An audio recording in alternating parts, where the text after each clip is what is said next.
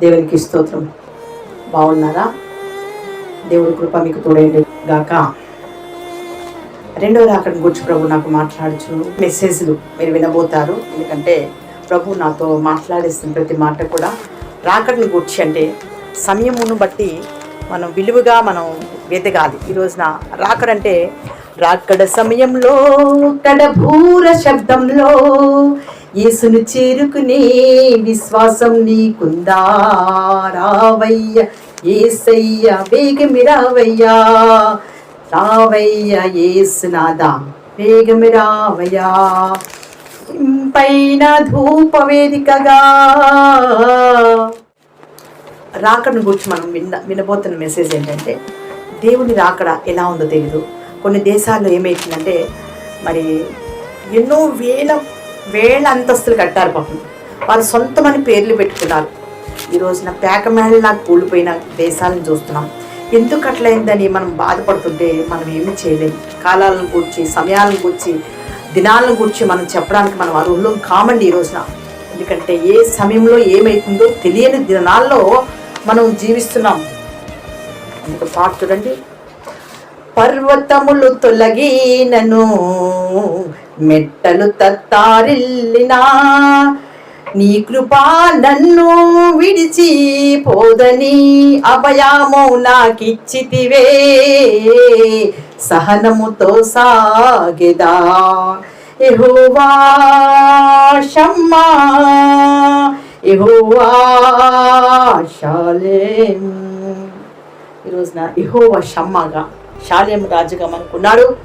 ఆయన యందు మనం అనుక్షణము కూడా ధైర్యం పొందుకుందాం. ఎందుకంటే దేవుని మాట వినడం వల్ల నీవు ఏమి అది కావు. ఆయన తట్టు చూడగా నీకు వెలుగు వచ్చినది. ఈ రోజున నువ్వు ఆయన వైపు తిరిగినట్లయితే నీకు బాగుంటుంది. మనకి గొప్ప దేవుని యొక్క శక్తిని మనం చూడాలి. ఆయన ఎటువంటి సృష్టిని కర్తగా ఉన్నాడు. మనకి సృష్టికి ఆరంభమును బట్టి మనం చూసినట్లయితే మనం గ్రహించాలి. ఆయన్ని ఏమాత్రము విడిచిపెడితే మనకు వచ్చేది ఏమీ లేదు. కొన్ని సేదైన అనుభవాలు చూస్తాం. ఇవి ఎందుకు వచ్చినాయని చాలా నష్టపోతుంటాం. కానీ అది కాదు. మారాను పోలిన చేదైన స్థలముల ద్వారా పోవలసి ఉన్నానేమి, నిరక్షకుడగు యేసే నడుపును మారాని తనదు మాటనము. ఐగుప్తు ఆశాలన్నీయు విడచి రంగుగా యేసుని వెంబడించు, పాడైన కోరహు పాపంబు మాని విధేయుడై వీరాజిల్లుము. ఈ రోజున గొప్ప సన్నిధిని మనం కలిగి ఉండాలంటే మనం ఏం కలిగి ఉండాలి అని ప్రభు చెప్తున్నాడు ఇక్కడ. మరి మారాను పోలిన చేది ఏదైనా నీలో ఉంటే అవి ఎలా తొలగించుకుంటావు? ఎలా తొలగించుకోవాలి? తీసివేసుకో అంటున్నాడు. దేవుని మాట గొప్ప గంభీరంతో వినాలండి. మరవద్దు. అది నీది నాదని పేరు పెడుతున్న లోకంలో మనం ఉన్నామా? కాదు. చూడండి, చాలా ఉన్నాయి అనుకుంటారు. ఫ్యాక్టరీలు ఉన్న వాళ్ళే అదంతా పరదేశీ. ఈ రోజున మనం పరదేశులమండి. పరదేశీ ఓ పరదేశీ, ఎటు చూసినా ఎడారులే, ఎండిపోయినా ఎండమాములే, ఎనాటికైనా ఈ జీవితం మాయమొకటియే కాయము. ఈరోజు నువ్వు స్థిరమని నమ్ముతున్నావేమో, చాలా జాగ్రత్త. రాకడ సమయం నీ జీవితం తెలీదు. నువ్వు బండి మీద వెళ్తే పడిపోతుంటావు, చనిపోతావు. లేకపోతే ఫ్లైట్ మీద వెళ్తావు, కింద పడి చనిపోతున్నావు. ఎట్లా నీ బ్రతుకు అపాయ దినాల్లో నువ్వు ఉన్నావు. రాకడ సమయం నీకు తెలీదు. రాకడ ఎట్లా వస్తుందో. కట్టుకున్న భార్య నీపై కుప్పలా కూలినా, కన్న బిడ్డలే కన్నీరై ఏరులై పారినా, అన్నదమ్ములే నీకై అలమటించిన తెల్లవాడివైనా నల్లవాడివైనా, నాయకత్వమున్నా ఎంతటి ప్రేమతత్వమున్నా, విద్యావేత్తవైనా మరియు తత్వవేత్తమైనా, మూర్ఖిష్టివైనా కోపిష్టివైనా ఏతిష్టివైనా ఇష్టివైనా, ఏనాటికైనా యేసయ్యను చేరుకొనటయే సాధ్యము, ఏనాటికైనా ఈ కాయము మాయమౌటియే కాయము. అలాగే ఈ రోజున నటించడం కాదు, నేను యాక్టింగ్ కూడా చేయను. ఎందుకంటే దినములు చాలా చెడ్డవు కనుక దేవుని గురించి మనం తెలుసుకోవడం గొప్ప గొప్ప విజయం. ఎందుకంటే దేవుని సన్నిధి అంటే యాక్టింగ్లు కాదండి, లేకంటే ఇంకా ఏదో మరి మీరు ఏదో మాట్లాడుతున్నారు, మీ హెక్కరింపులు కాదు, అపహాస్యము కాదు. దేవుని సన్నిధిని మనం కలిగి ఉండమే ఒక మంచి ఉద్దేశం మన పట్ల. ఎందుకంటే ఆయన రాకడిని గురించి మనకి తెలియపరుస్తుంది. ఏంటంటే చింతతోనూ పాప చింతతోనూ బ్రతుకుతున్నావా? దేవుడు నీతో మాట్లాడుతున్నాడు. నీకు చాలా పాపం, నీకు చాలా ఈ లోకంలో చింతలు, కానీ దేవుడు ఏమంటాడంటే పాప చింత నుంచి విడిపించగల దేవుడు నేనే అంటున్నాడు. మనకి ఈ లోకంలో మరి అవస్థలు పడతాం, నలిగిపోతాం, నష్టపోతాం. కానీ ఈ నష్టము ఎందుకు వస్తుందని మనం నలిగిపోతే కాదు, దేవునికి దగ్గర అయితే చాలు అని అంటున్నాడట. అసలు దేవుని సన్నిధిని మనం కలిగి ఉంటున్నామా లేదా? లోకంలో రాకడి గురించి తెలుసుకోలేకపోతే కష్టం.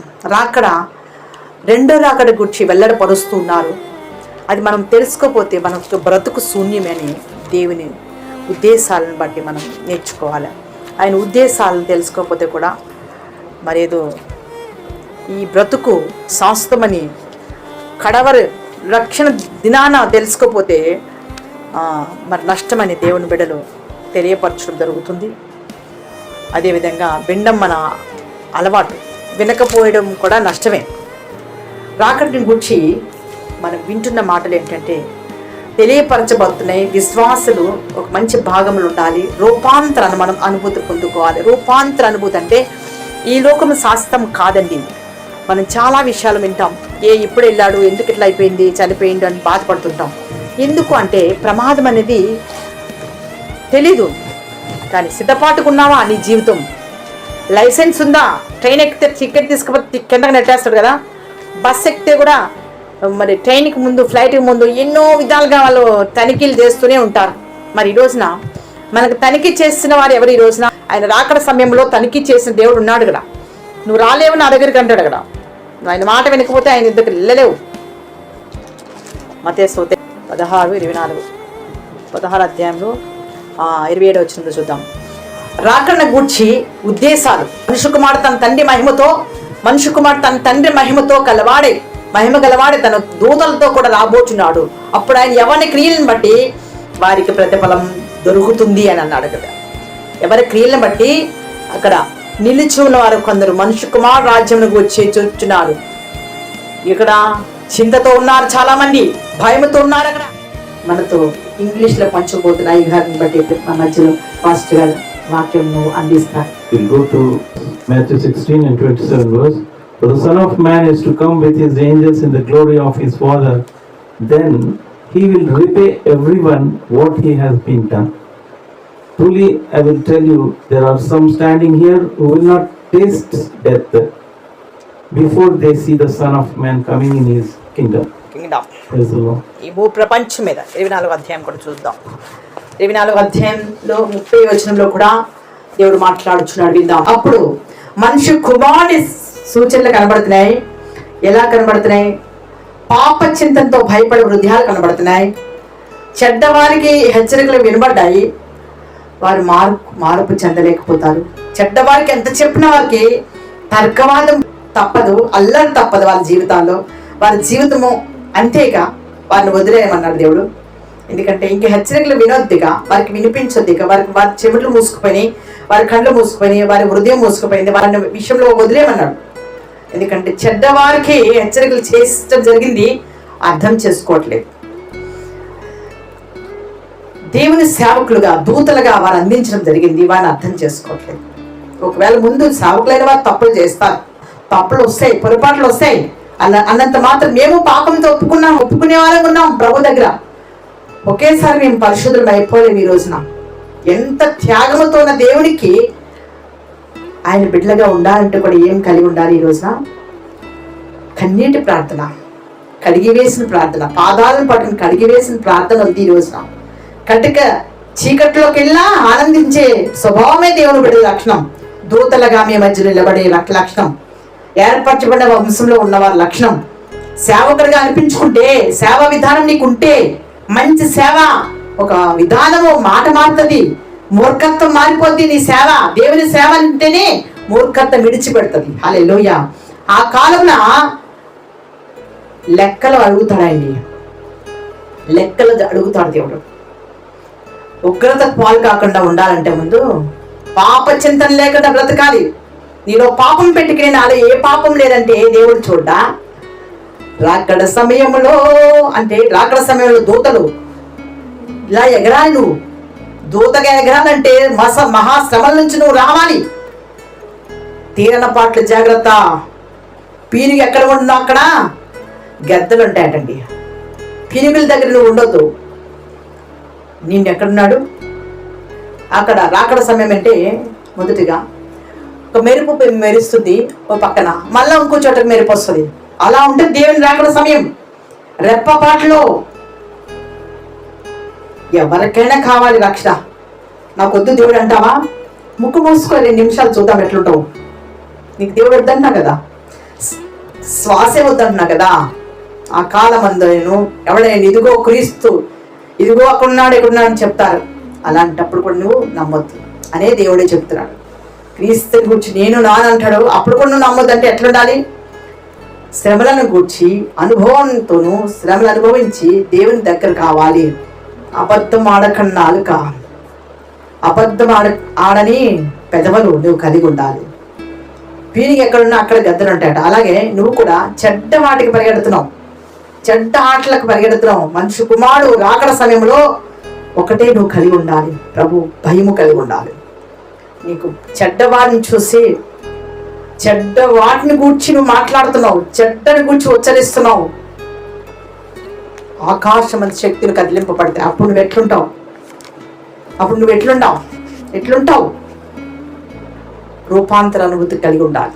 దేవుని యొక్క రూపాంతర అనుభూతి ఏంటి ఈరోజు అంటే, మనిషి కుమారుడు రాకడ సమయంలో తన బిడ్డలను నేను చూశానండి. ఆ దర్శనం కూడా ఆకాశ మండలంలో తెల్ల బట్టలతో ఎగురుతున్నారు దేవుడి బిడ్డలందరూ. హల్లెలూయా.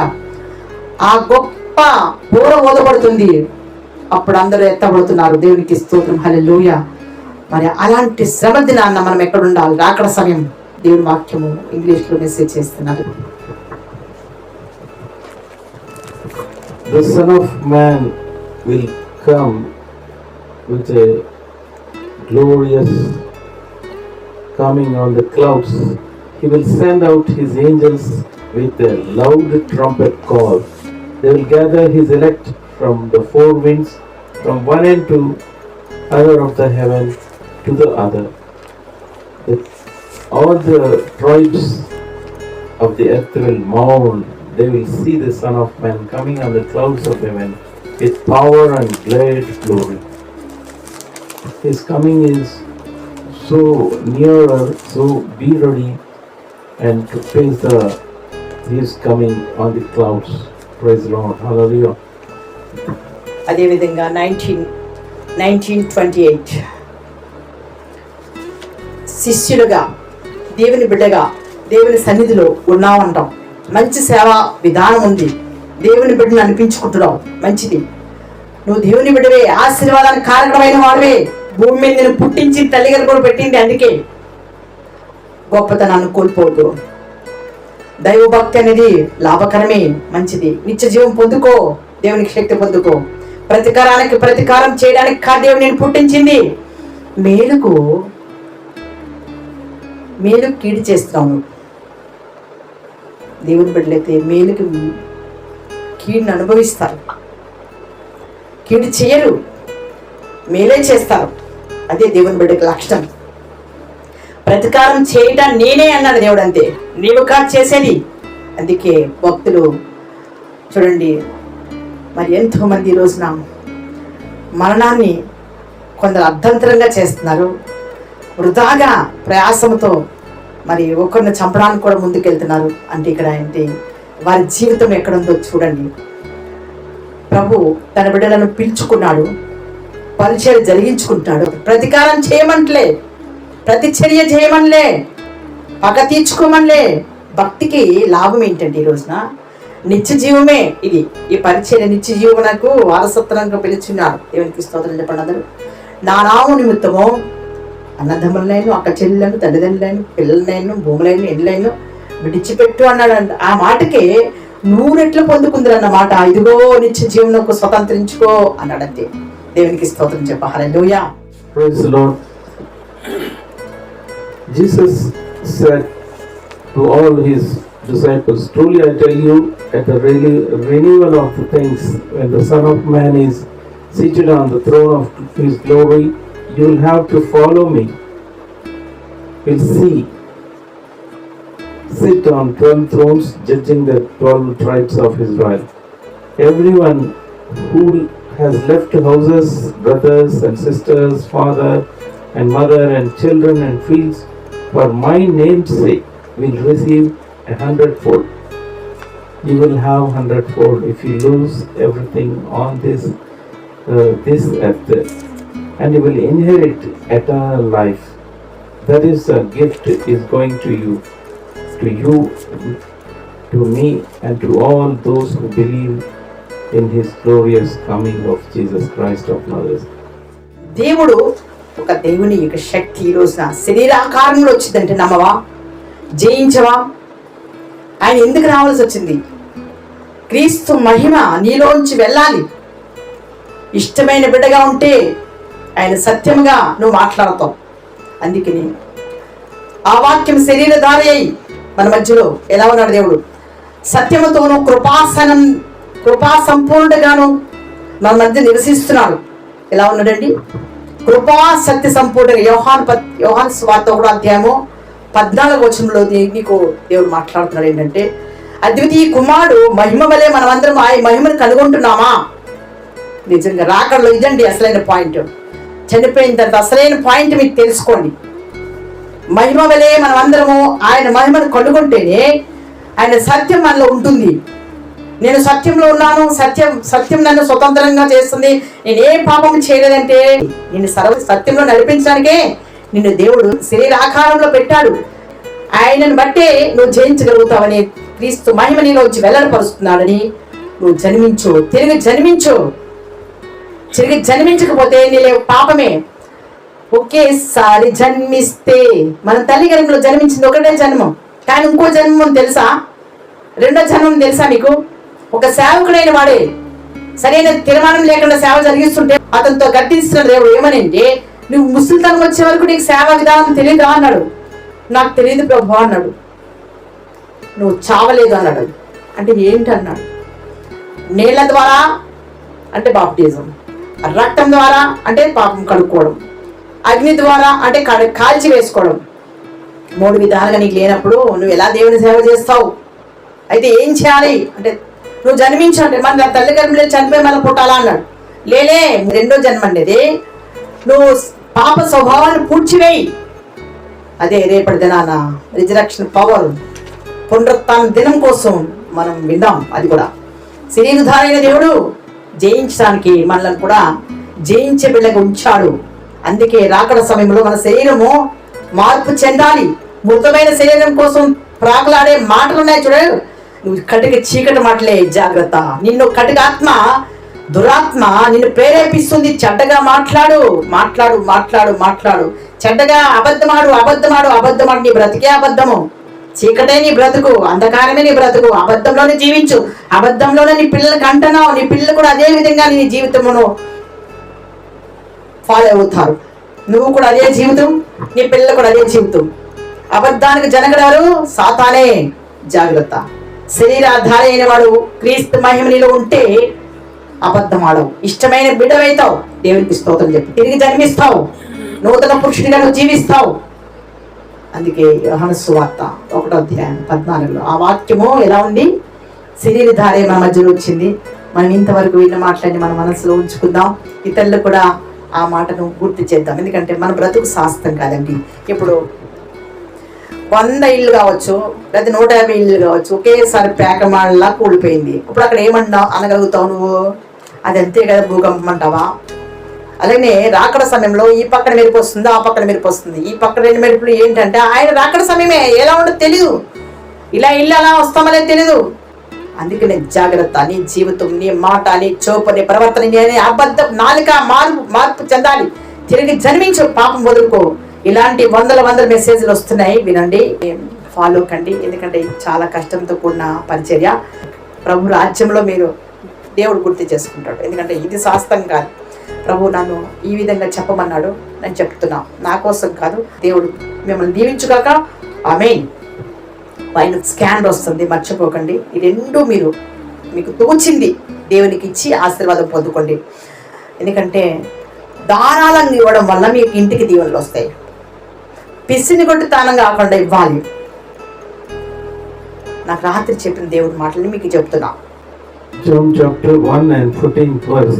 The Word became flesh and lived among us, and we have seen His glory, glory as of a Father's only Son, full of grace and truth. It's going to come as a glorious coming, and you must be prepared for His coming. Your life should be holy, and make your family should be holy, your church should be holy, and members should be holy. You have to face His coming, so be holy. That's the order given by the Lord God. Have reverence for the God, and you follow His commandments and live a holy life. God will bless you. Amen.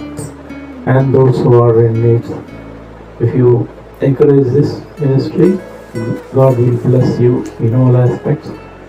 God bless you all. అందుకనే జాగ్రత్త. నీ జీవితం, నీ మాట, నీ చూపు, నీ ప్రవర్తన, నీ అబద్ధం నాలుక మార్పు చెందాలి. తిరిగి జన్మించు, పాపం వదులుకో. మెసేజ్లు వస్తున్నాయి, వినండి, ఫాలో కండి. దేవుడు గుర్తు చేసుకుంటాడు. ఎందుకంటే ఇది శాస్త్రం కాదు. ప్రభు నన్ను ఈ విధంగా చెప్పమన్నాడు, నేను చెప్తున్నా. నా కోసం కాదు. ఇది మర్చిపోకండి. ఈ రెండు మీకు తోచింది దేవునికి ఇచ్చి ఆశీర్వాదం పొందుకోండి. ఎందుకంటే ధారాళంగా ఇవ్వడం వల్ల మీకు ఇంటికి దీవెనలు వస్తాయి. పిసిని కొట్టి తానం కాకుండా ఇవ్వాలి. నాకు రాత్రి చెప్పిన దేవుడి మాటలని మీకు చెప్తున్నా. దేవుడు మిమ్మల్ని దీవించుగాక. ఆమేన్.